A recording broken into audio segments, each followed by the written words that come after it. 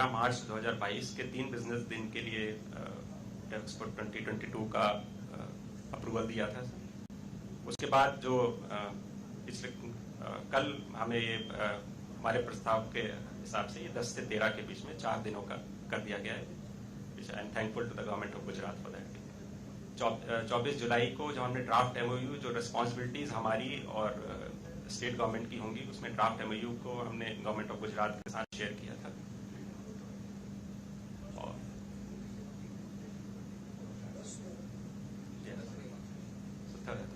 Wednesday, Thursday, Friday, Thursday, Friday, Saturday, Sunday 2+2। तो इसी को तैयारियों को आगे बढ़ाते हुए 27 जुलाई को रक्षा मंत्रालय की टीम ने गुजरात का दौरा किया और उनके वेन्यूज को देखा, किस वेन्यू पे, किस एग्जीबिशन ग्राउंड पे क्या चीजें आयोजित हो सकती हैं। तो एग्जीबिशन के लिए 2 जगह फाइनल की गई सर। जो एग्जीबिशन, मेन एग्जीबिशन होगी, जहाँ हैंगर्स होंगे, जहाँ पे एग्जीबिटर्स अपने डिस्प्ले करेंगे, वो एलिवेट एग्जीबिशन सेंटर पे हमने सोचा है। और दूसरा जो इनॉग्रल और सेमिनार्स, वैलिडिटी सेशंस है, वो महात्मा मंदिर कन्वेंशन एंड एग्जीबिशन सेंटर में हम आयोजित करने का प्लान करते हैं। इसके साथ साथ जो लाइव डेमोन्स्ट्रेशंस के लिए जो एरिया है वो अभी अंडर फाइनलाइजेशन है। एक important input Sabarmati river front के रूप में हम प्लान कर रहे हैं, जिसमें नेवल डेमोन्स्ट्रेशन का भी हम आयोजन करने का। और इसके लिए हमारी इंडियन आर्मी, एयरफोर्स और नेवी के, कोस्ट गार्ड के साथ हमारी बात चल रही है और वो उनकी फीजिबिलिटी के साथ इसको हम फाइनल करेंगे। इसके साथ साथ अगस्त के पूरे महीने में रक्षा मंत्रालय और गवर्नमेंट ऑफ गुजरात के बीच में कई मीटिंग्स हुई। उसके साथ साथ क्या क्या चीजें कहाँ कहाँ हो सकती हैं, उसके बारे में जो भी बातचीत होनी थी वो पूरे महीने चलती रही। 9 अगस्त को माननीय रक्षा मंत्री ने जो विभिन्न कमिटीज होती हैं जो इस पूरे आयोजन का ओवरसीन करती हैं, तो उनका आयोजन उनके अप्रूवल दिया गया था। इसमें सबसे ऊपर जो कमेटी होती है उसको एपेक्स कमेटी बोलते हैं, जो माननीय रक्षा मंत्री द्वारा चेयर की जाती है। और उसमें रक्षा क्षेत्र से, राज्य सरकार से, भारत सरकार के कई मंत्रालयों से उसमें प्रतिनिधि होते हैं। तो दूसरी मेन कमेटी है वो ऑर्गेनाइजिंग कमेटी होती है। उसमें सेक्रेटरी डिफेंस प्रोडक्शन उसके चेयरमैन है और बाकी मेंबर्स उसको कैसे ऑर्गेनाइज करते हैं, it's a policy decision making, और उसको एग्जीक्यूट कैसे करना है। Policy decisions, directives comes from the apex committee and organising committee see to its execution. Security and disaster management committee बहुत इंपॉर्टेंट कमेटी है। और एक एग्जीबिशन मैनेजमेंट कमेटी और उनकी सब कमेटीज हैं जो अलग अलग क्षेत्रों में क्या क्या काम करते हैं, जैसे हॉस्पिटैलिटी हो गई, ट्रांसपोर्ट हो गया, सेमिनार्स हो गया, उसके बारे में जो कमिटीज हैं वो क्या क्या करेंगी, उसके उन कमिटीज का हमने गठन कर लिया है। भारत सरकार के अन्य मंत्रालयों के साथ हमारी बात चल रही है for establishment of customs facilities and immigration facilities.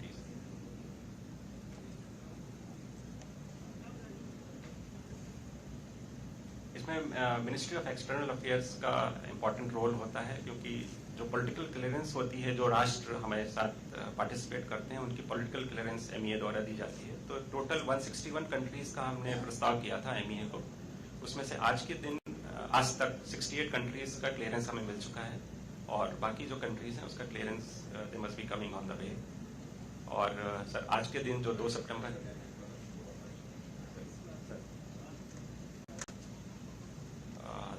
जो आज का दिन है, उसमें हमने एमओयू का फाइनलाइजेशन किया और एक्सचेंज किया भारत सरकार और गवर्नमेंट ऑफ गुजरात के बीच में। तो एक इम्पॉर्टेंट इनपुट है, 15 से 21 नवंबर के बीच में भारत सरकार द्वारा दिसंबर में इस पर डेट शिफ्ट हो गई है, जो आज़ादी का अमृत महोत्सव, आज़ादी के 75 साल के उपलक्ष्य में अन्य जितने भी भारत सरकार के मंत्रालय हैं उनको कुछ कुछ काम करना है। तो रक्षा मंत्रालय को जो काम करना है वो इस वीक के में हम करेंगे। जो हमारे मेन प्रोडक्ट्स हैं उनका कैसे इवोल्यूशन हुआ है पिछले 70 सालों में, वो कैसे थे पहले, बीच में उनका कैसे डेवलपमेंट हुआ और आज की डेट में, और फ्यूचर में ये कैसे होंगे। तो इसके एक वर्चुअल एग्जीबिशन की तैयारी हम कर रहे हैं, जो नवंबर में पहले थी और अब दिसंबर में शिफ्ट हो गई है। उसकी तैयारी हमने शुरू कर दी है। तो इसके साथ साथ एक राउंड टेबल कॉन्फ्रेंस होती है, जो अंतर्राष्ट्रीय जो हमारे राजदूत होते हैं, एम्बेसडर्स इंडिया में बात अलग अलग देशों के, उसकी एक हम राउंड टेबल कॉन्फ्रेंस करते हैं, माननीय रक्षा मंत्री उसको चेयर करते हैं, और हम उस राउंड टेबल में हम उन देशों के राजदूतों को ये बताते हैं कि इसका आयोजन कैसे होगा और उनको क्या फैसिलिटीज मिलेंगी, उनकी इंडस्ट्रीज को हम क्या फैसिलिटेट करेंगे, उसके बारे में पूरी चर्चा होती है। वाइब्रेंट गुजरात में सर एक FEXPO 2020 का जब वो डेट्स अनाउंस होंगे तो हम एक कर्टन रेजर उसमें प्रस्तावित है FEXPO 22 के बारे में। तो ये वेन्यू की जो डिस्टेंस है अहमदाबाद एयरपोर्ट से करीब 20 किलोमीटर है, उसको कवर करने में करीब 20 से 24 मिनट का समय लगता है, तो एयरपोर्ट के काफी पास में है ये वेन्यू। सो दो एरियाज हमने फाइनल किए थे, one is the helipad exhibition ground, और दूसरा जो है महात्मा मंदिर एग्जीबिशन सेंटर, वो आगे वाली स्लाइड्स में मैं दिखाना चाहूंगा। हेलीपैड एग्जीबिशन सेंटर में देर आर 13 एग्जीबिशन हॉल्स, तो इसमें हम डिस्प्ले करेंगे, जो एग्जीबिटर्स को हम स्पेस अलॉट करेंगे वो क्या अपना प्रोडक्ट डिस्प्ले करना चाहेंगे, और इसके साथ साथ जो बॉटम में ओपन डिस्प्ले एरिया लिखा हुआ है उसमें जो हमारा स्टैटिक डिस्प्ले हमने दिखाया था उसमें वो इसका एक झलक हम इसमें यहाँ पे भी रखना चाहेंगे।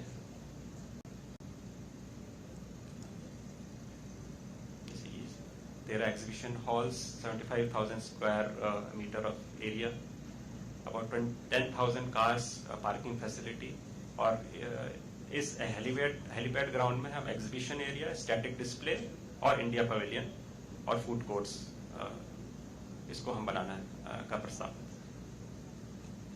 तो दूसरा जो हमारा लोकेशन है वो महात्मा मंदिर कन्वेंशन सेंटर है। इसमें हम इनॉग्रल प्रोग्राम, क्योंकि उसमें बड़ा एक प्लीनरी हॉल है, करीब 5,000 लोग बैठ सकते हैं, और व्यूइंग गैलरी में करीब 600 लोग बैठ सकते हैं, तो काफी बड़ा एरिया है, इंडोर एरिया है, कंफर्टेबल है। उसमें इनॉग्रल प्रोग्राम और जो हमारे वैलिडिक्टरी प्रोग्राम होगा वो इस महात्मा मंदिर में हम आयोजित करेंगे, ये प्रस्तावित है। और जो सेमिनार्स होंगे उसमें 4 सेमिनार हॉल्स भी बने हुए हैं अलग अलग कैपेसिटीज के, 500 लोगों के बैठने के लिए और 1,000 लोगों के बैठने के लिए, और इसमें हम सेमिनार्स का आयोजन करेंगे जो 4 दिन चलेंगे। और इसके साथ साथ जो गवर्नमेंट टू गवर्नमेंट हमारी डायलॉग्स होते हैं, जो बाहर के डेलीगेट्स आते हैं माननीय रक्षा मंत्री जी से या स्टेट गवर्नमेंट से जो बातचीत करना चाहेंगे, उसकी पूरी फैसिलिटीज ऑलरेडी वहाँ पे बनी हुई है, और वहाँ पे ये G2G talks are proposed. Sabarmati department में जैसे मैंने बताया, नेवल कंपोनेंट को हम इसमें पूरा फोकस करना चाहेंगे। इंडियन नेवी और कोस्ट गार्ड द्वारा एक बात अभी चल रही है, और इंडियन एयरफोर्स से भी बात करेंगे कि वो इस चीज में क्या क्या फीजिबल है, वो कैसे ऑर्गेनाइज करेंगे, because finally decision has to be theirs, keeping in view the overall safety of the area. FEXPO 22 का एक ब्रॉड प्रोग्राम है, प्रस्तावित है, सब्जेक्ट टू फाइनल चेंजेस, क्योंकि 10 से 13 को हम आयोजित करेंगे। तो 9 मार्च को हम कर्टन रेजर एक आयोजित करते हैं, जिसमें मीडिया को बुलाया जाता है और FEXPO के बारे में, एग्जीबिशन के बारे में उनको बताया जाता है। 10 मार्च को इनॉग्रल फंक्शन होगा महात्मा मंदिर कन्वेंशन सेंटर में। 10 से 13 मार्च के बीच में एग्जीबिशन चलेगी on exhibition helipad exhibition centre. इनको 2 भागों में है, 10 और 11 के बीच, 10 और 11 मार्च को बिजनेस डेज, और पब्लिक के लिए 12 और 13, बिकॉज सैटरडे संडे हैं, तो maximum footfall we expect, and of course subject to covid situation at that time and observance of protocol appropriate behaviour by all participants. 10 मार्च को मेन इनॉग्रेशन के बाद इंडिया पवेलियन का भी इनॉग्रेशन होता है, और उसी दिन शाम को माननीय रक्षा मंत्री द्वारा एक डिनर का आयोजन किया जाता है, जो बाहर से हमारे डेलीगेट्स आते हैं, हमारे गेस्ट आते हैं, उनको सम्मानित करने के लिए और उनको पार्टिसिपेशन के लिए। सेमिनार्स 4 दिन चलेंगे, 10 से 13 मार्च में, 10 और उन्हीं दिनों लाइव डेमोन्स्ट्रेशन भी रहेंगे, और 13 मार्च को क्योंकि आखिरी दिन है तो वो वैलिडिटरी फंक्शन उस दिन आयोजित किया जाएगा। जो कुछ मेजर प्रोग्राम्स प्रस्तावित हैं वो, क्योंकि first round of India Africa defence ministers conclave Lucknow में हमने किया था, तो ये दूसरा राउंड हम यहाँ प्रस्तावित कर रहे हैं, डिफेंस मिनिस्टर्स कॉन्क्लेव। और हर डिफेक्सपो और एरो इंडिया में हम इंडिया और रशिया के बीच में एक डायलॉग जो हमारा चलता रहता है मिलिट्री इंडस्ट्रियल कॉपरेशन के बारे में, that will propose to continue in this edition also. From startup point of view हमारा एक प्रोग्राम होता है DISC, defence India startup challenge, जिसको डिस्क 4 उसके संस्करण हो चुके हैं। डिस्क 5 अभी लॉन्च अगस्त महीने में किया गया था माननीय रक्षा मंत्री द्वारा। डिस्क 5 के विनर्स को हम उन दिनों में उन डिफेक्सपो के किसी एक दिन में उसको हम सम्मानित करेंगे। और इसके साथ साथ जो स्टेट गवर्नमेंट, राज्य सरकार जो प्रोग्राम करना चाहे उसको हम इसमें सम्मिलित करेंगे। That is all sir, thank you. धन्यवाद सर। डिफेंस एक्सपो के आयोजन के विभिन्न पहलुओं पर विस्तृत चर्चा करने के लिए आपका धन्यवाद। अब मैं माननीय मुख्यमंत्री श्री जी से अनुग्रह करती हूं कि वो अपने विचार हमारे साथ साझा करें।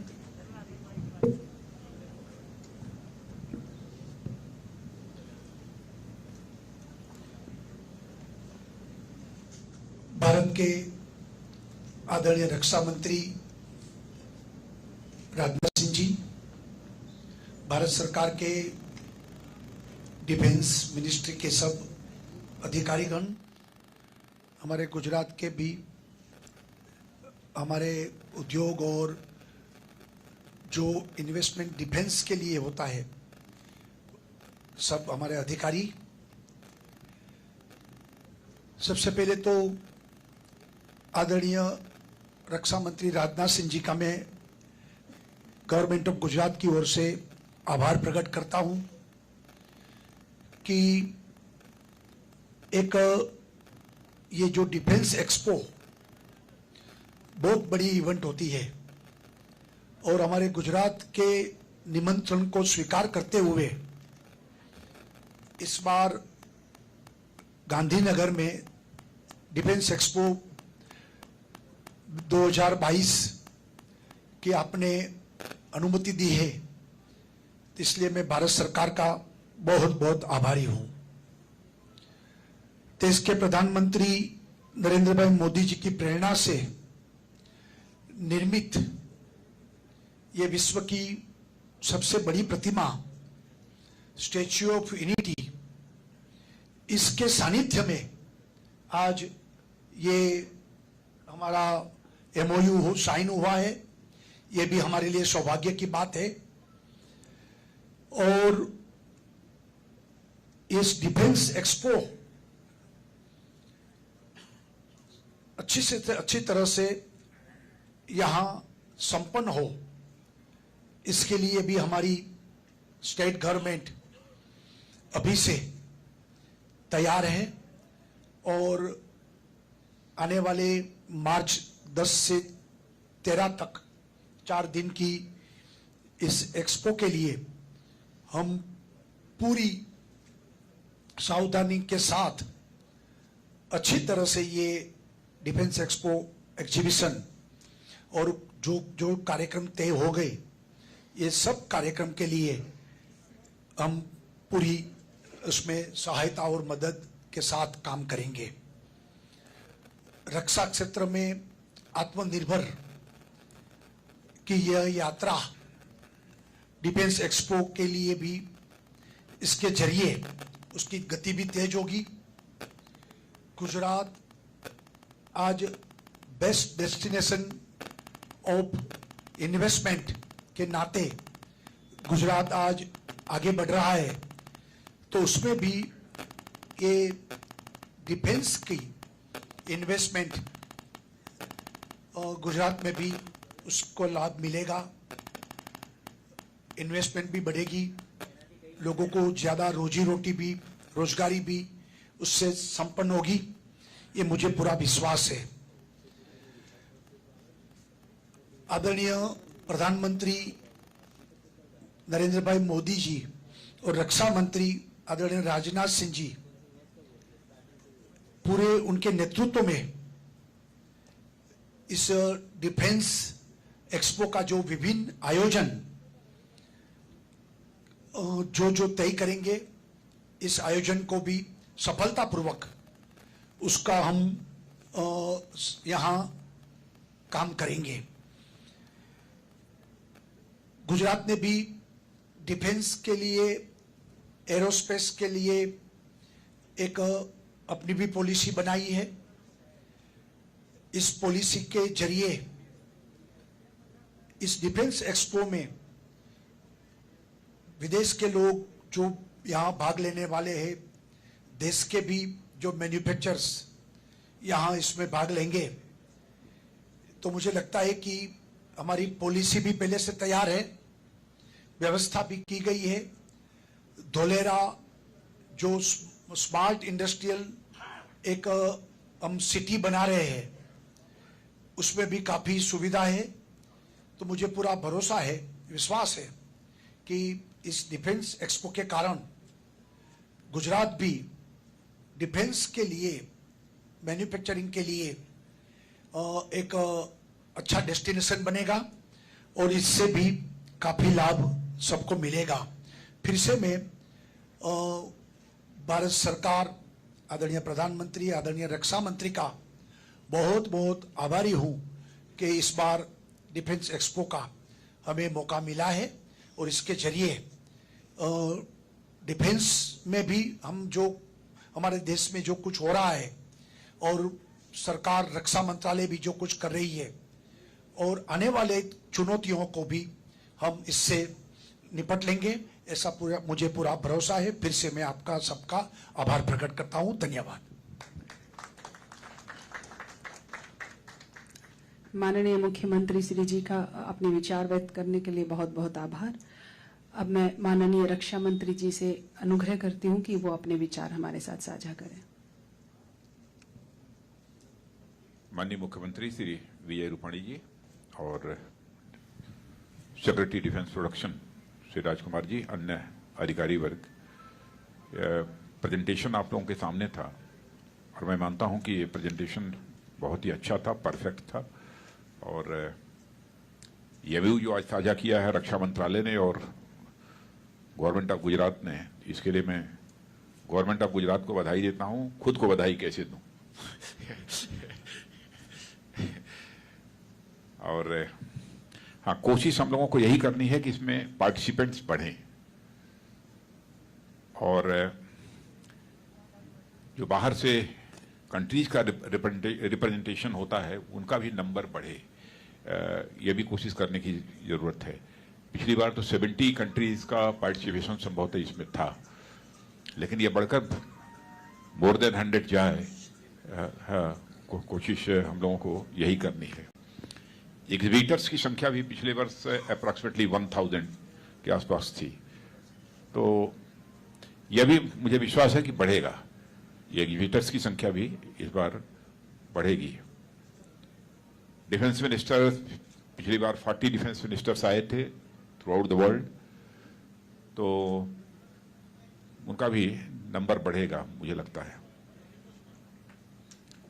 भारत को आत्मनिर्भर भारत हम रक्षा के क्षेत्र में बनाना चाहते हैं, उद्देश्य यही है।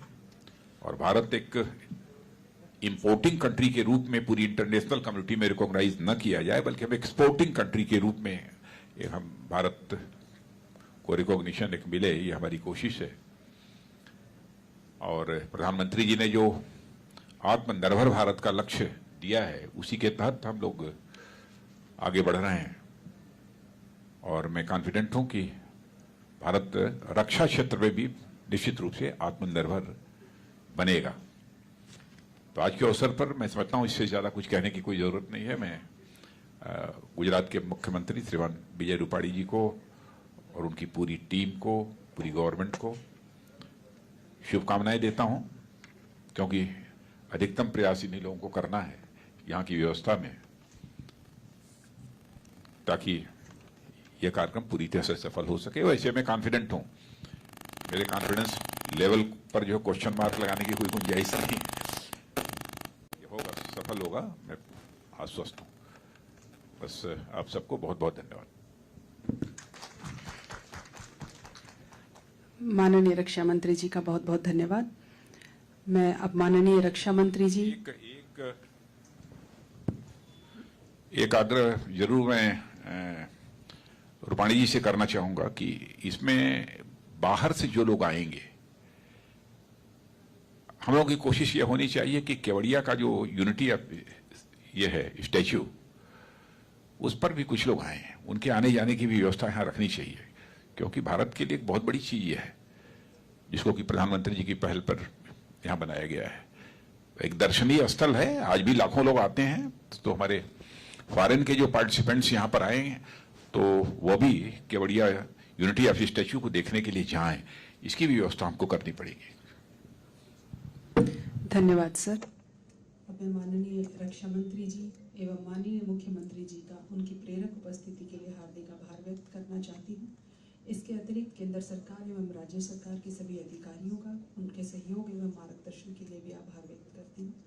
जैसा कि आज के विचार विमर्श से विदित है कि डिफेंस एक्सपो रक्षा मंत्रालय का एक बहुत ही महत्वाकांक्षी प्रोग्राम है और देश की आत्मनिर्भरता की ओर एक महत्वपूर्ण कदम है। हम आशा करते हैं कि केंद्र व राज्य सरकार के संयुक्त प्रयासों से ये इवेंट एक बहुत ही सफल इवेंट होगी। एक बार फिर आप सबका इस प्रोग्राम में सहभागिता